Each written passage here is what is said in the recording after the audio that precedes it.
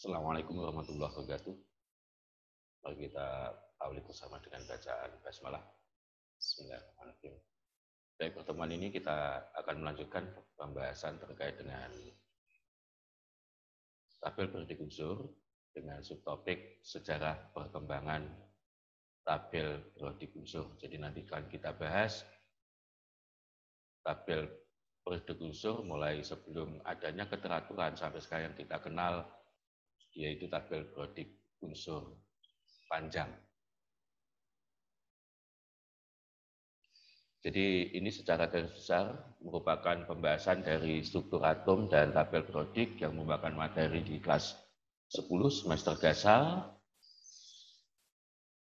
yang merupakan bagian dari pembahasan tabel periodik unsur. Sekali lagi ini pembahasan kita fokus pada sejarah perkembangan tabel periodik unsur.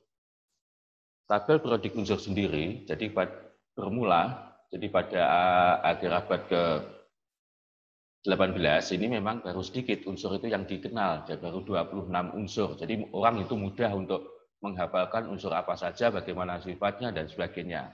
Tapi di akhir abad 19 ini sudah berkembang cukup banyak, sudah 80. Bahkan sekarang kita sudah mengenal lebih dari 120 unsur. Nah, masing-masing unsur ini kan memiliki sifat, baik sifat fisika maupun sifat kimia. Tentu kita nggak mudah untuk menghafalkan bagaimana sifat-sifat dari masing-masing unsur. Agar orang itu mudah mengingat, maka perlu adanya suatu pengelompokan karena ternyata baik sifat fisika maupun sifat kimia ini memiliki atau antar unsur itu memiliki kemiripan. Jadi memiliki kemiripan sifat dan adanya sedikit perubahan di antara satu unsur dengan unsur lainnya. Maksudnya begini, unsur A misalnya titik didihnya 100, kemudian ada yang 110, 130. Nah, ini kan adanya perubahan secara teratur. Nah, ada upaya orang-orang itu mengelompokkan. Jadi pada mulanya pengelompokan ini didasarkan pada sifat-sifat unsur yang dilakukan oleh para ilmuwan dari Arab, Cina, jadi Arab Persia, kemudian Cina maupun Eropa. Kemudian nanti pengelompokan didasarkan pada kenaikan massa. Sekali lagi, massa. Awal-awal orang mengelompokkan setelah sifat, kemudian berdasarkan massa atom relatif. Dan yang kita kenal sekarang itu pengelompokannya, pengurutannya didasarkan pada kenaikan nomor atom. Jadi kalau kita gambarkan, jadi pengelompokan itu awalnya orang itu mengelompokkan para ilmuwan tadi, khususnya dari Arab dan Persia, ini mengelompokkan antara logam dan non-logam. Kemudian juga seorang ilmuwan dari Eropa, yaitu Lavoisier dari Prancis, ini juga mengelompokkan sifat-sifat dari unsur atau didasarkan pada pengelompokan sifat. Tetapi pengelompokan kedua ini, jadi baik kedua pengelompokan ini, baik berdasarkan logam non-logam maupun tabel yang dibuat oleh Lavoisier, ini dikatakan belum memiliki suatu keteraturan dalam pengelompokan. Artinya pengelompokannya itu secara terpisah. Jadi dan tidak ada hubungannya bagaimana sifat ini hanya logam. Antara logam A dan logam B itu bagaimana? Belum ada keteraturannya. Lebih kuat mana? Jadi hanya mengelompokkan kalau ini logam dan non-logam. Jadi ini belum ada keteraturan. Baru kemudian orang yang dianggap pertama kali mengelompokkan, membuat tabel yang secara teratur itu adalah De Bruijner.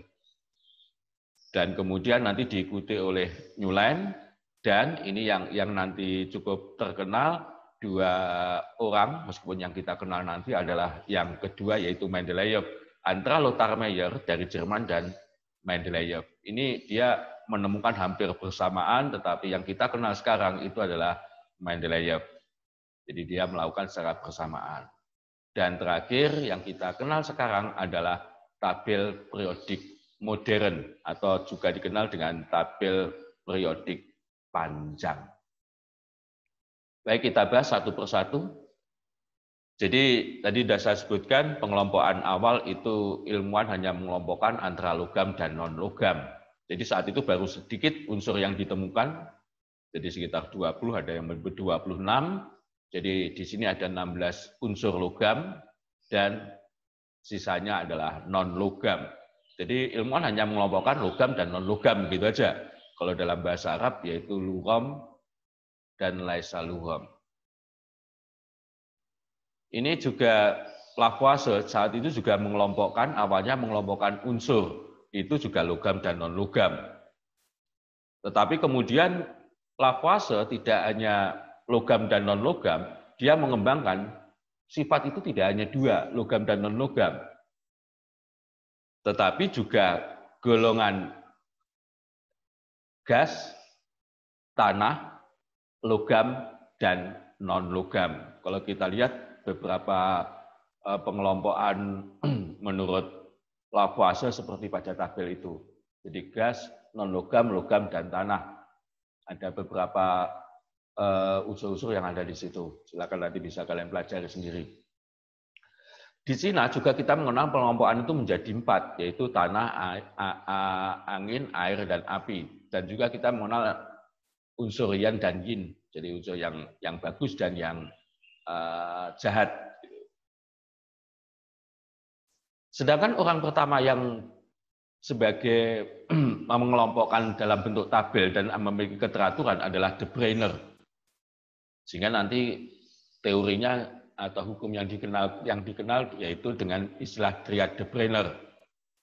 Jadi awal abad ke-19, jadi setelah ditemukannya atom oleh Dalton, ini bahwa suatu atom itu memiliki suatu massa atom relatif. Jadi setiap atom memiliki massa yang berbeda. Dari situlah akhirnya De Brenner mencari suatu hubungan antara massa atom dan dengan keteraturan tadi. De Brenner pertama kali mengelompokkan itu sebetulnya juga didasarkan pada sifat. Jadi unsur-unsur di alam ini yang memiliki kemiripan sifat itu dikelompokkan. Baru nanti setelah dikelompokkan itu diurutkan. Jadi ini sebetulnya juga pengembangan dari penemuan sebelumnya, yaitu para ilmuwan sebelumnya termasuk Lavoisier. Jadi dia pertama mengelompokkan sifat-sifat, tetapi sifatnya itu cukup banyak gitu. Sedikit ada perbedaan sifat itu dikelompokkan sendiri. Dan ternyata De Brenner menemukan suatu keteraturan lagi. Bahwa jika unsur-unsur dikelompokkan berdasarkan sifatnya, ternyata selalu terdiri dari 3 unsur. Jadi misalnya dia mengelompokkan zat ini yang memiliki sifat beracun misalnya. Nah, yang memiliki sifat beracun itu, tapi ya tidak hanya beracun, misalnya beracun dan sangat reaktif. Nah, ini ternyata ada 3 unsur. Ini ada kelompok logam. Logam ini jika terkena air menimbulkan letupan atau ledakan. Ini juga 3 unsur. Ada logam yang warnanya putih, jika direaksikan dengan sesuatu akan timbul endapan. Ini juga 3 unsur. Nah, jadi dia selalu menemukan bahwa unsur-unsur yang memiliki kemiripan sifat itu selalu terdiri dari 3 unsur. Maka dia menyebutnya dengan istilah triad. Jadi pada saat itu memang belum banyak unsur yang ditemukan ya. Jadi baru sekitar 40 macam unsur. Jadi dari De Brenner ini, jadi menurut De Brenner bahwa suatu triad adalah 3 unsur yang disusun berdasarkan kenaikan relatif, massa atom relatifnya. Setelah dia mengelompokkan masing-masing sifat itu terdiri dari 3 unsur, unsur-unsur tadi diurutkan berdasarkan kenaikan nomor atomnya, massa atom relatif. Ternyata dia menemukan keteraturan lagi. Bahwa massa atom relatif yang kedua atau yang ada di tengah itu merupakan rata-rata dari unsur pertama dan yang ketiga. Jadi misalnya aja ini kelompok pertama terdiri dari klor, brom, dan iod. Ini AR-nya masing-masing 35,5, 179,9, dan 127. Jadi dia mengurutkan seperti ini. Jadi sekali lagi pertama dia mengelompokkan berdasarkan sifat, yaitu triadnya seperti ini. Ternyata kalau dia mengurutkan seperti ini berdasarkan nomor massa ya kita kenal sekarang, Jadi saat itu adalah massa atom relatif, ternyata massa yang di tengah itu merupakan rata-rata dari yang pertama dan ketiga, meskipun nggak tepat ya. Jadi misalnya seperti contoh ini, 35,5 ditambah 127 dibagi 2 itu 81,2. Jadi kalau yang sebenarnya 79,9, tapi mendekatilah begitu. Demikian juga contoh yang bawah antara litium, natrium, kalium itu dari perhitungan 23,02 kenyataannya adalah 22,9, tapi mendekati. Jadi ini hukum yang kedua yang dikemukakan oleh De Brenner, bahwa jika unsur-unsur yang memiliki kemiripan sifat diurutkan berdasarkan kenaikan massa atom relatifnya, maka massa atom relatif unsur yang ada di tengah itu merupakan rata-rata atau perkiraan sekitar kira-kira sama dengan rata-rata unsur yang pertama dan yang ketiga. Jadi ini apa yang disampaikan oleh De Brenner. Contoh lagi misalnya antara kalsium, strontium maupun barium. Apa yang dikemukakan oleh De Brenner ini saat ini sudah sama sekali tidak sesuai. Jadi unsur yang memiliki kemiripan sifat itu sangat banyak. Jadi ada yang 4, ada yang 5, ada yang 6, bahkan unsur transisi itu memiliki kemiripan sifat yang hampir sama. Jadi itu anggotanya lebih dari 50 unsur itu memiliki kemiripan sifat begitu. Namun demikian bagaimanapun kita harus menghormati beliau. Beliaulah orang yang pertama itu menyusun keteraturan unsur-unsur dan dasar dia menyusun. Jadi hukum yang kedua tadi yaitu berdasarkan kenaikan nomor massa itu kita gunakan atau digunakan oleh para ilmuwan setelahnya yang akhirnya menemukan tabel periodik modern ini. Jadi dialah orang yang mendorong untuk adanya penggolongan-penggolongan lain seperti yang dikemukakan oleh berikutnya yaitu Newland. John Newland kebalikan dari apa yang dilakukan oleh De Brenner. De Brenner tadi kan mengelompokkan unsur-unsur yang memiliki kemiripan sifat itu dikelompokkan. Setelah dikelompokkan, dia mengurutkan massa atomnya. Kalau Newland tidak, dia mengurutkan massa atomnya. Jadi atom-atom yang atau unsur-unsur yang ditemukan saat itu diurutkan. Mulai dari yang memiliki massa yang terendah sampai yang tertinggi. Ternyata ketika dia melakukan pengurutan tadi, satu unsur yang massanya yang paling rendah misalnya diberi nomor 1, berikutnya diberi nomor 2 dan seterusnya. 1, 2, 3 sampai ke seterusnya. Ternyata dia menemukan suatu keteraturan bahwa unsur yang ke-8 itu memiliki kemiripan sifat dengan unsur yang pertama. Itu belum apa-apa. Tapi berikutnya ketika unsur yang ke-9 memiliki kemiripan sifat dengan unsur yang kedua. Nah, akhirnya dia kan menarik suatu kesimpulan bahwa unsur-unsur berikutnya itu juga memiliki kemiripan-kemiripan sifat dengan unsur-unsur yang ditemukan sebelumnya atau yang memiliki nomor di bawah. Jadi 1 tadi mengulang pada 8, 2 mengulang ke 9, 3 terulang ke 10 dan seterusnya. Sehingga dia membuat tabel. Jadi unsur yang ke-1, 2, jadi ini urutannya 1, 2, 3, 4, 5, 6, 7. Ke-8 itu memiliki kemiripan dengan unsur yang pertama, maka dia meletakkan di bawahnya. Unsur yang ke-9 diletakkan di bawah yang kedua, dan seterusnya seperti ini.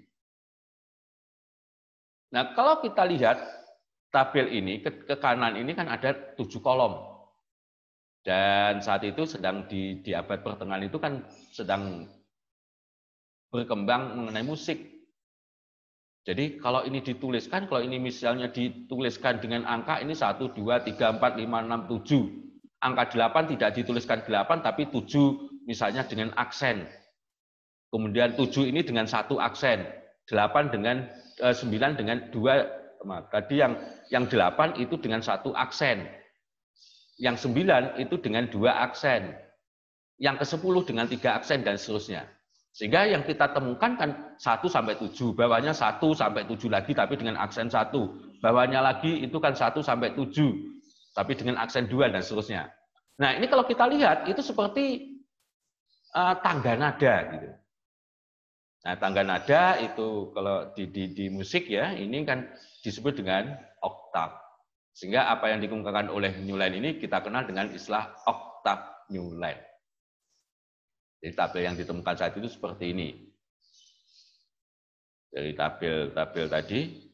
Namun demikian nanti ada beberapa yang tidak sesuai, tapi dia memaksakan begitu. Jadi misalnya aja ini ada atom Fe, ini sebetulnya sifatnya tidak mirip dengan S. Atom Mn sifatnya tidak mirip dengan F. Ini tapi dipaksakan begitu.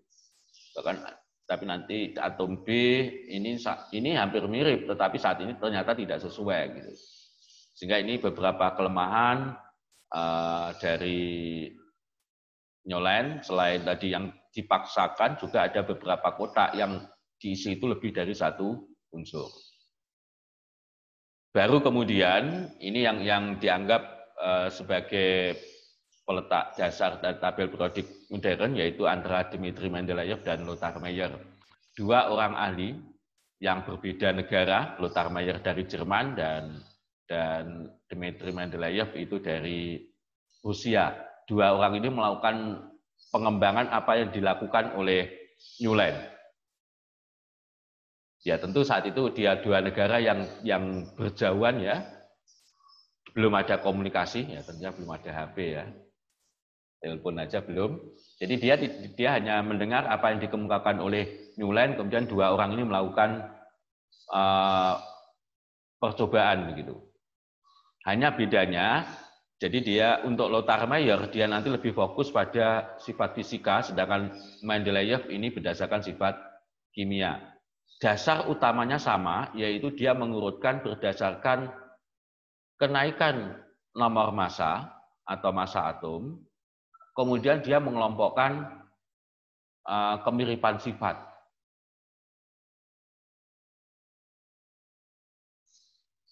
Bedanya kalau Lothar Meyer berdasarkan sifat fisika, kalau Mendeleev itu berdasarkan sifat kimia. Jadi dasarnya kenaikan massa atom dan kemiripan sifat fisika. Dia menemukan tabel seperti ini. Jadi kalau kalian perhatikan di sini ada beberapa yang masih kosong. Kalau tadi dari New Line tadi kan seolah-olah dipaksakan begitu. Jadi semuanya terisi. Kalau ini kalau ketika sifatnya tidak sama itu dikosongi begitu. Jadi sifat-sifat atau unsur-unsur yang sifatnya ini sama dengan atasnya itu meloncat begitu. Dan jumlah tabelnya itu 8. Jadi kalau tadi kan 7. Ini ternyata banyak yang berbeda tadi dimasukkan ke dalam kelompok grup 8 gitu. Jadi kalau kita lihat nanti keteraturannya seperti ini. Baru kalau Mendeleev itu bedanya dia menyusunnya berdasarkan selain tadi kenaikan nomor atom,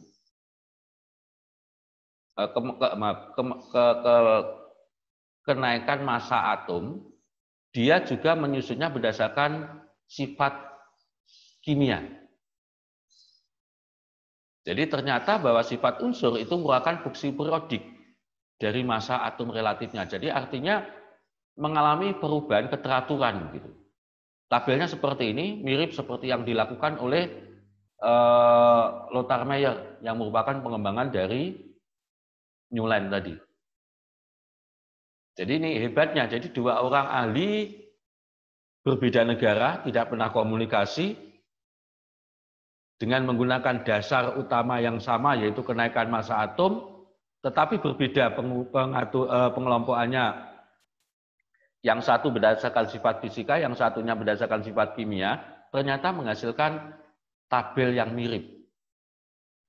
Ini sebetulnya yang menemukan lebih dulu itu menurut sejarah itu adalah Lothar Meyer. Tetapi yang menyampaikan ke para ilmuwan yang lain, jadi secara ilmiah yang mengkomunikasikan hasil temuannya itu lebih dulu Mendeleev. Maka akhirnya dianggap bahwa tabel ini yang menemukan adalah Mendeleev sampai sekarang. Ini Mendeleev. Jadi Mendeleev merupakan penemu tabel periodik yang berdasarkan pada massa atom relatif. Pada tabel periodik Mendeleev ini memiliki beberapa keunggulan. Jadi yang pertama dia menyediakan tempat yang kosong untuk unsur-unsur tadi kan kalian lihat. Jadi kalau unsur itu belum ditemukan ya dilompati. Tetapi dia juga dapat memperkirakan bahwa tempat yang kosong ini nantinya jika ditemukan akan memiliki sifat-sifat seperti ini. Jadi dia memiliki sudah memperkirakan gitu sifat-sifatnya. Dan ini ternyata ditemukan. Jadi seperti ini, lebih seperti berilium, uranium itu sebelum ditemukan sudah diperkirakan sifatnya. Gitu. Dan saat sebelum ditemukan ini diberi nama awalan EK dengan nomor unsur yang ada di atasnya. Jadi ini hanya cara saja.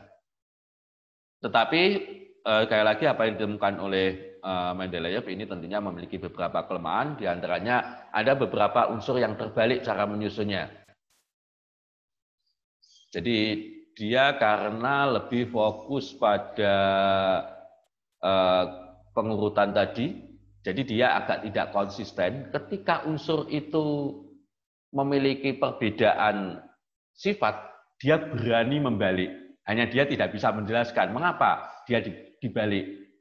Jadi artinya begini, kalau misalnya aja yang masanya 20 itu dengan lebih mirip di atasnya dengan 10. Sedangkan yang 21 itu mirip dengan yang nomor 9. Maka nomor 21, masa 21 ini lebih didulukan. Jadi urutannya akhirnya 21, 20 gitu. Jadi dia juga lebih fokus pada sifatnya. Meskipun awalnya mengurutkannya berdasarkan kenaikan massa atom. Kemudian kelemahan yang kedua yaitu panjang periodenya tidak sama. Jadi mengapa misalnya periode, kalau kalian kemarin membahas, periode 1 itu kan sangat pendek, periode 2 dan 3 itu pendek, periode 4 panjang dan seterusnya, dia tidak bisa menjelaskan. Dan terakhir dia memiliki kelemahan bahwa anomali penyimpangan unsur hidrogen dibandingkan dengan unsur lain dia tidak bisa menjelaskan. Namun demikian apapun yang dilakukan oleh Mendeleev, dialah orang yang pertama atau yang membuat tabel yang akhirnya kita gunakan saat ini. Sehingga akhirnya nanti Mendeleev ini dikenal sebagai peletak dasar tabel periodik unsur yang kita kenal saat ini. Dan satu hal yang sampai sekarang masih digunakan, yaitu apa yang dikenalkan oleh Mendeleev, yaitu antara istilah periode dan golongan. Itu sampai sekarang masih digunakan. Dan barulah setelah nanti Moseley menemukan nomor atom yang merupakan jumlah proton dalam suatu unsur, dia mengubah apa yang dilakukan oleh Mendeleev tadi, beberapa kelemahannya, itu coba diperbarui oleh Moseley. Bahwa cara mengurutkan unsur-unsur itu tidak berdasarkan kenaikan nomor massa, tetapi berdasarkan kenaikan nomor atom, yaitu berdasarkan jumlah proton yang dimiliki oleh suatu unsur. Sehingga akhirnya dibentuklah tabel seperti ini. Jadi hampir mirip dengan apa yang dikemukakan oleh Mendeleev, tapi hanya beberapa unsur yang tadi seperti tadi saya contohkan nomor 21 mendahului nomor 20 itu karena berdasarkan masanya. Tapi ternyata ketika itu diurutkan berdasarkan jumlah protonnya, ternyata nomor atom 20 itu lebih kecil daripada nomor massa dari nomor atom dari 21 itu lebih kecil dari nomor atomnya 20. 21 dan 20 tadi kan nomor massa. Ternyata nomor atomnya lebih kecil yang 21. Jadi akhirnya sistem periodik atau tabel periodik Mendeleev yang ini diperbarui, yang kita kenal dengan tabel periodik modern, bahwa sifat unsur ini merupakan fungsi secara periodik dari nomor atom. Jadi ini hanya contoh saja yang terakhir ini. Jadi kesimpulannya bahwa kalau pada awalnya itu penomoran pengurutan pengelompokan didasarkan pada sifat, kemudian yang berikutnya yaitu mulai De Brenner berdasarkan kenaikan nomor massa, kemudian baru pada tabel periodik modern ini kenaikannya didasarkan pada kenaikan nomor atom. Dan kita juga mengenal istilah golongan dan periode. Inilah tabel periodik modern yang kita kenal saat ini atau tabel periodik panjang. Bahkan kalau ini dua kemarin sudah saya jelaskan, kalau ini dua deret lantanida dan aktinida ini masuk ke sini, tabel periodik ini tidak hanya sekedar tabel periodik panjang, tetapi tabel periodik yang sangat panjang. Saya rasa itu pertemuan pada pagi ini. Nanti silakan kalian bisa lebih mempelajari terkait dengan tabel sejarah perkembangan tabel periodik modern ini. Tapi yang kita gunakan saat ini adalah tabel periodik panjang atau tabel periodik modern. Saya rasa pertemuan pada pagi hari ini cukup. Marilah kita akhiri dengan bacaan alhamdulillah. Alhamdulillahirobbilalamin. Kalau nanti ada beberapa hal, silakan kalian kontak dengan saya, kalian diskusikan dengan teman atau dengan saya, baik melalui grup kelas maupun melalui WA pribadi saya. Kurang lebihnya mohon maaf. Sampai jumpa lagi dalam pertemuan yang terakhir nanti terkait dengan sifat-sifat keperiodikan dari suatu unsur. Saya Kris, Assalamualaikum warahmatullahi wabarakatuh. Terima kasih.